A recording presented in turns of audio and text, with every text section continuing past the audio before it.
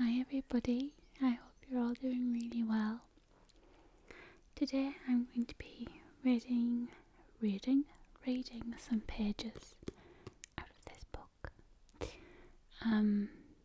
Also, I do have lights, but I decided to turn them off and have a bit of a darker light just because I've had them blaring in my face all day, so it's kind of a darker video. I have talked about this book before and I have read it inaudibly or unintelligibly, and it's Don't Sweat the Small Stuff, and it's All Small Stuff by Richard Carlson.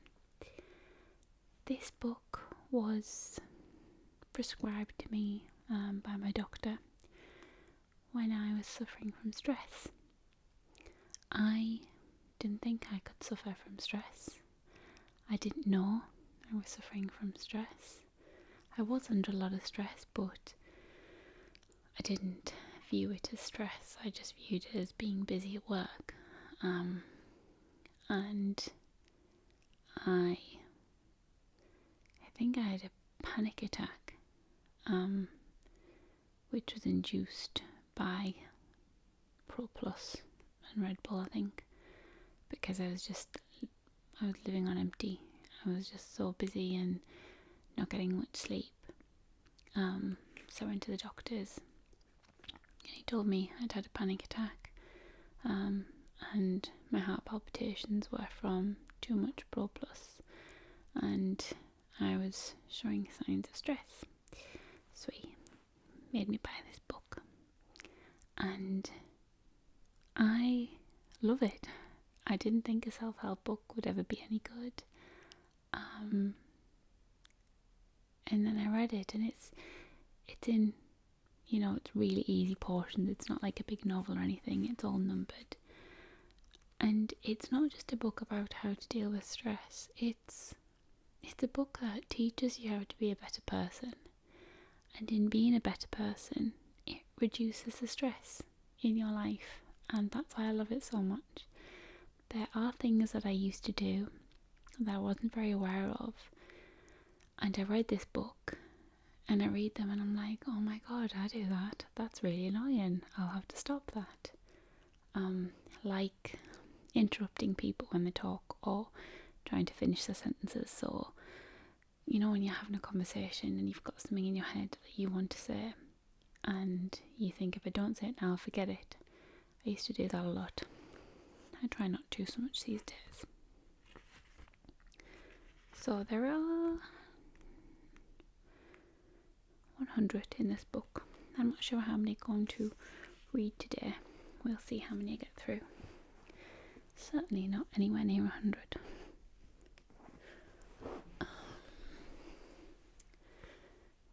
Don't sweat the small stuff.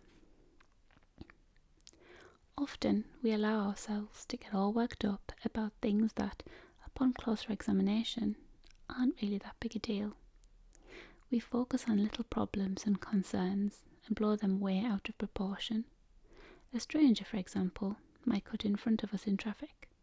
Rather than let it go and go on with our day, we convince ourselves that we are justified in our anger. We play out an imaginary confrontation in our mind. Many of us might even tell someone else about the incident later on rather than simply letting it go.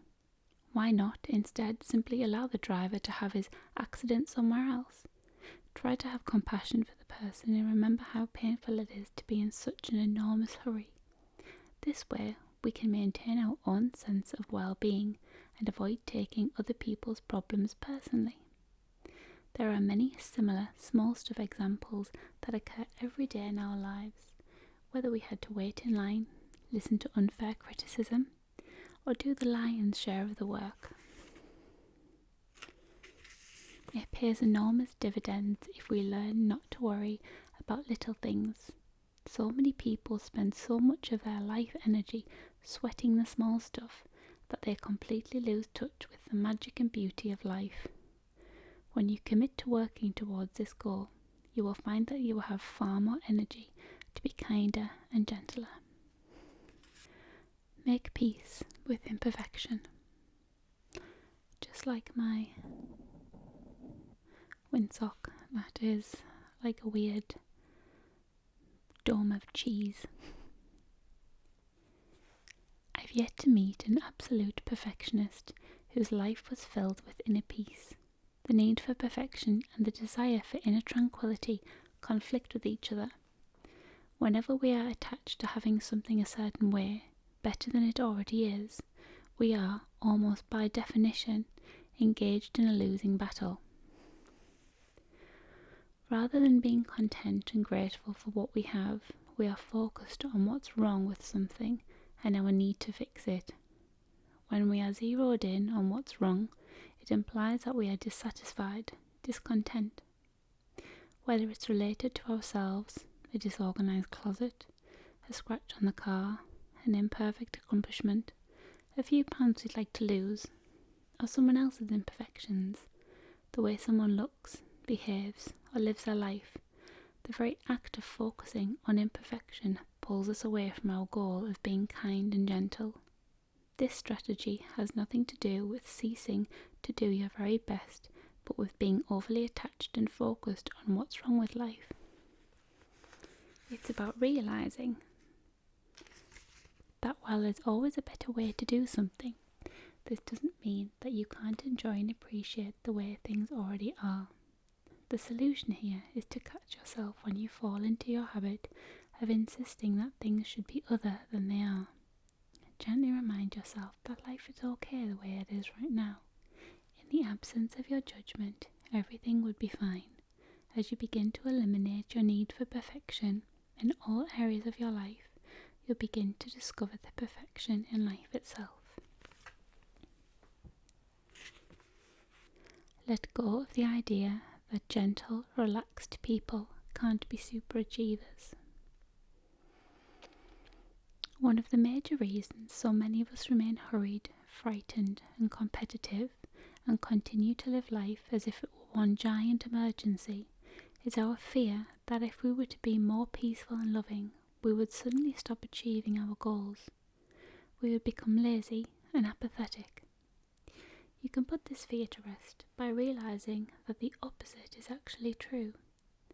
Fearful, frantic thinking takes an enormous amount of energy and drains our creativity and motivation from our lives.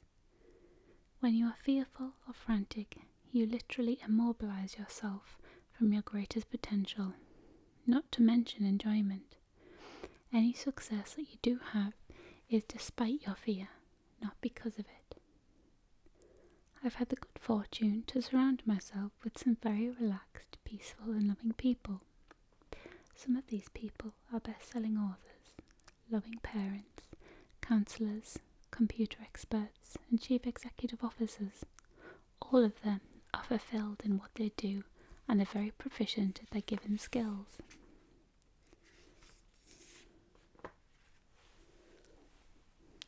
I have learned the important lesson. When you have what you want, inner peace, you are less distracted by your wants, needs, desires and concerns. It is thus easier to concentrate, focus, achieve your goals and give back to others. Number 4. Be aware of the snowball effect of your thinking. A powerful technique for becoming more peaceful is to be aware of how quickly your negative and insecure thinking can spiral out of control. Have you ever noticed how uptight you feel when you're caught up in your thinking? And to top it off, the more absorbed you get in the details of whatever is upsetting you, the worse you feel. One thought leads to another, and yet another, until at some point you become incredibly agitated. For example, you might wake up in the middle of the night and remember a phone call that needs to be made the following day. Then rather than feeling relieved that you remembered such an important call, you start thinking about everything you have to do tomorrow. You start rehearsing a probable conversation with your boss, getting yourself even more upset. Pretty soon you think to yourself, I can't believe how busy I am. I must make 50 phone calls a day. Whose life is this anyway? And on it goes until you're feeling sorry for yourself. For many people, there's no limit on how long this type of thought attack can go on. In fact, I've been told by clients that many of their days and nights are spent in this type of mental rehearsal. Needless to say, it's impossible to feel peaceful with your head full of concerns and annoyances. The solution is to notice what's happening in your head before your thoughts have a chance to build any momentum. The sooner you catch yourself in the act of building the mental snowball, the easier it is to stop. In our example here, you might notice your snowball thinking right when you start running through the list of what you have to do the next day. Then instead of obsessing on your upcoming day, you say to yourself, "Phew, there I go again," and consciously nip it in the bud. To stop your train of thought before it has a chance to get going, you can then focus not on how overwhelmed you are, but how grateful you are for remembering the phone call that needed to be made. If it's in the middle of the night, write it down on a piece of paper and go back to sleep. You might even consider keeping a pen and paper by the bed for such moments. You may indeed be a very busy person, but remember that filling your head with thoughts of how overwhelmed you are only exacerbates the problem by making you feel even more stressed than you already do. Try this simple little exercise the next time you begin to obsess on your schedule. You'll be amazed at how effective it can be.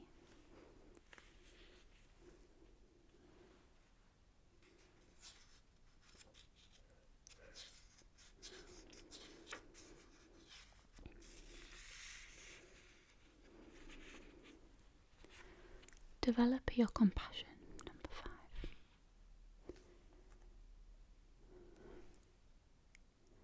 Nothing helps us build our perspective more than developing compassion for others. Compassion is a sympathetic feeling. It involves the willingness to put yourself in someone else's shoes, to take the focus off yourself, to imagine what it's like to be in someone else's predicament, to simulate and simultaneously to feel love for that person. It's a recognition that other people's problems, their pain and frustrations are every bit as real as our own, often far worse.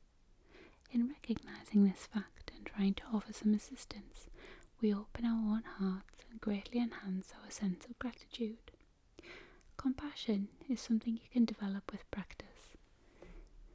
It involves 2 things: intention and action. Intention simply means you remember to open your heart to others. You expand what and who matters from yourself to other people. Action is simply what you do about it. You might donate a little money or time or both on a regular basis to a cause near to your heart. Or perhaps you'll offer a beautiful smile and genuine hello to the people you meet on the street. It's not so important what you do, just that you do something. As Mother Teresa reminds us, we cannot do great things on this earth. We can only do small things with great love. Compassion develops your sense of gratitude by taking your attention off all of the little things that most of us have learned to take too seriously. When you take time, often to reflect on the miracle of life, the miracle that you are even able to read this book, the gift of sight, of love, and all the rest, it can help to remind you that many of the things that you think of big stuff are really just small stuff, though you are turning into big stuff. Number 6. Remind yourself when you die, your in-basket won't be empty. So many of us live our lives as if our secret purpose is to somehow get everything done. We stay up late, get up early, avoid having fun, and keep our loved ones waiting. Sadly, I've seen many people who put off their loved ones so long that the loved ones lose interest in maintaining the relationship. I used to do this myself. Often we convince ourselves that our obsession with our to-do list is only temporary, that once we get through the list, we'll be calm, relaxed and happy. But in reality, this rarely happens. As items are checked off, new ones simply replace them. The nature of your in-basket is that it's meant to have items to be completed in it. It's not meant to be empty. There will always be phone calls that need to be made, projects to complete, and work to be done. In fact, it can be argued that a full in-basket is essential for success. It means your time is in demand. Regardless of who you are and what you do, however, remember that nothing is more important than your own sense of happiness and inner peace, and that of your loved ones. If you're obsessed with getting everything done, you'll never have a sense of well-being. In reality, almost everything can wait. Very little in our work lives truly falls into the emergency category.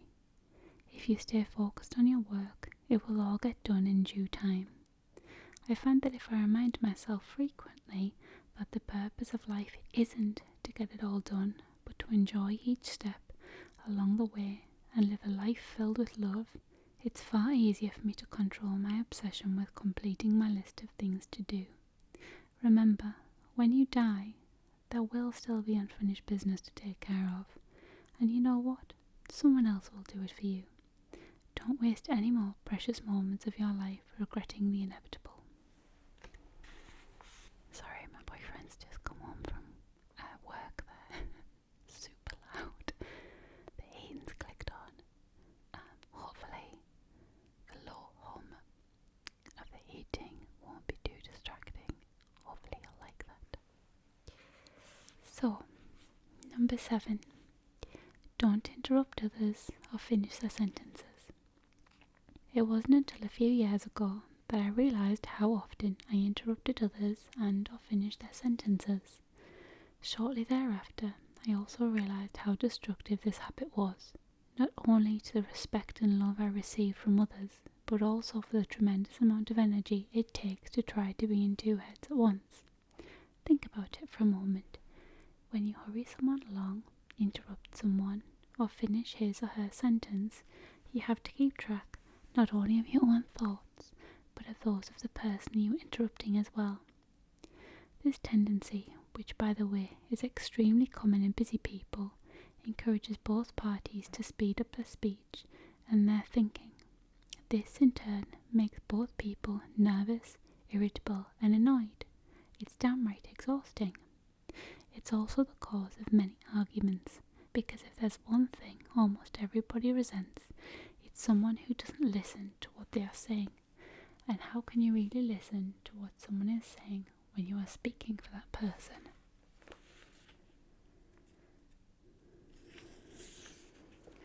Once you begin noticing yourself interrupting others, you'll see that this insidious tendency is nothing more than an innocent habit that has become invisible to you. This is good news because it means that all you really have to do is begin catching yourself when you forget. Remind yourself before a conversation begins if possible, to be patient and wait. Tell yourself to allow the other person to finish speaking before you take your turn. You'll notice right away how much the interactions with the people in your life will improve as a direct result of this simple act. The people you communicate will feel much more relaxed around you when they feel heard and listened to. You'll also notice how much more relaxed you'll feel when you stop interrupting others. Your heart and pulse rates will slow down and you'll begin to enjoy your conversations rather than rush through them. This is an easy way to become a more relaxed, loving person. This video does not want to be recorded. I've already recorded this once today, and when I took the files, I record onto my laptop. When I played the files back, they weren't good. It's not that they were corrupt. My microphone does something weird that if the wire, which is very loose, gets wobbled, it records from my laptop. The microphone ceases to work, the light stays on and it looks like it's recording, but it kind of starts recording for the laptop and I can't see or hear until afterwards. So I've just done it again, started the video again. My boyfriend's come home halfway through, and just then, not only did my battery die, but my SD card was full because I forgot to format it after another video. Not sweating the small stuff. Do something nice for someone else and don't tell anyone about it. While many of us frequently do nice things for others, we are almost certain to mention our acts of kindness to someone else, secretly seeking their approval. When we share our own niceness or generosity with someone else, it makes us feel like we are thoughtful people. It reminds us of how nice we are and how deserving we are of kindness. While all acts of kindness are inherently wonderful, there is something even more magical about doing something thoughtful but mentioning it to no one, ever. You always feel good when you give to others, rather than diluting the positive feelings by telling others about your own kindness. By keeping it to yourself, you get to retain all the positive feelings. It's really true that one should give for the sake of giving, not to receive something in return. This is precisely what you are doing when you don't mention your kindness to others. Your rewards are the warm feelings that come from the act of giving. The next time you do something really nice for someone else, keep it to yourself and revel in the abundant joy of giving. Number 9. Let others have the glory. There is something magical that happens to the human spirit, a sense of calm that comes over you when you cease needing all the attention directed towards yourself and instead allow others to have the glory. Our need for excessive attention is that ego-centered part of us that says, "Look at me, I'm special, my story is more interesting than yours." It's that voice inside of us that may not come right out and say it, but that wants to believe that my accomplishments are slightly more important than yours. The ego is that part of us that wants to be seen, heard, respected, considered special, often at the expense of someone else. It's the part of us that interrupts someone else's story or impatiently waits his turn to speak so that he can bring the conversation and attention back to himself. To varying degrees, most of us engage in this habit, much to our own detriment. When you immediately dive in and bring the conversation back to you, you can subtly minimize the joy that person has in sharing, and in doing so create distance between yourself and others. Everyone loses. The next time someone tells you a story or shares an accomplishment with you, notice your tendency to say something about yourself in response. Although it's a difficult habit to break, it's not only enjoyable, but actually peaceful to have the quiet confidence to be able to surrender your need for attention and instead share in the joy of someone else's glory. Rather than jumping right in and saying, "Once I did this same thing," or "Guess what I did today," bite your tongue and notice what happens. Just say, "That's wonderful," or "Please tell me more," and leave it at that. The person you are speaking to will have so much more fun, and because you are so much more present, because you are listening so carefully, he or she won't feel in competition with you. The result will be that the person will feel more relaxed around you, making him or her more confident as well as more interesting. You too will feel more relaxed because you won't be on the edge of your seat waiting your turn. Obviously, there are many times when it's absolutely appropriate to exchange experience back and forth, and to share in the glory and attention rather than giving it all away. I'm referring here to the compulsive need to grab it from others. Ironically, when you surrender your need to hog the glory, the attention you used to need from others is replaced by a quiet inner confidence that is derived from letting others have it.